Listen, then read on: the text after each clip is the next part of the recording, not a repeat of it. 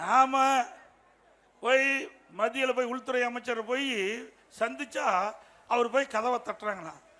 அப்புறம் என்ன பாரத பிரதமர் நேற்று வந்தார்ல முந்தா நாள், எத்தனை பேர் போய் கதவை தட்டினீங்க? அப்படியே லைனா எடுத்துட்டு கதவை தட்டுறாங்க. கதவை தட்டல, கதை முடிஞ்சுது. அந்த அச்சத்தோட போய் இத்தனை பேர் கதவை தட்டுறீங்களே, எதுக்கு தட்டுற? நாங்கள் வந்து முறையாக போய் உள்துறை மந்திரியை நாங்கள் சந்தித்து தமிழ்நாடு ஒரு பிரச்சனை சொல்கிறோம், அவர்களும் சில பிரச்சனை தீர்த்து வச்சாங்க. நீங்கள் தான் போகவே மாட்டீங்களே. இன்னைக்கு பாரதிய ஜனதானா உங்களுக்கு கசக்குது, ஆனால் ஏதாவது பிரச்சனை வந்துருமோன்னா உடனே ஓடி போய் கதவை தட்டுறீங்க. இது நியாயமா? இதே நல்லா சிந்திச்சு பாருங்க. தான் அண்ணன் கூட இருந்தார் 2001 பாரதிய ஜனதா திமுக கூட்டணி வச்சாங்களா இல்லையா? ஏன்னா நீங்க போட்டிட்டீங்களா இல்லையா? அண்ணனே சாட்சி.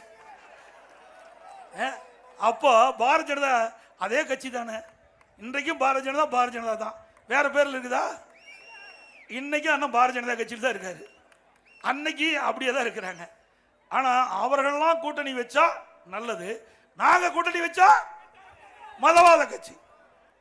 கேவலமா இல்ல? இது ஒரு ஜனநாயக நாடுங்க. நீ அரசியல் செய்ய வேண்டாம்னு சொல்லல, அந்தந்த சூழ்நிலைக்கு தகுந்த மாதிரி அந்தந்த கட்சி கூட்டணி அமைக்கும். அதுல எதுக்கு போய் தவறான கருத்தை, அவதூறான கருத்தை பரப்பி அரசியல் ஆதாயம் தேட திமுக முயற்சிக்குது. ஒரு காலம் முடிக்க நடக்காது. மக்கள் விழிப்போடு இருக்கிறாங்க. திரு ஸ்டாலின் அவர்களே, நீ எதை வேணாலும் சொல்லுங்க, எங்களை பொறுத்த வரைக்கும் எங்களுடைய கூட்டணி பலம் வாய்ந்த கூட்டணி. அண்ணா திமுக பாரதிய ஜனதா பலம் வாய்ந்த கூட்டணி.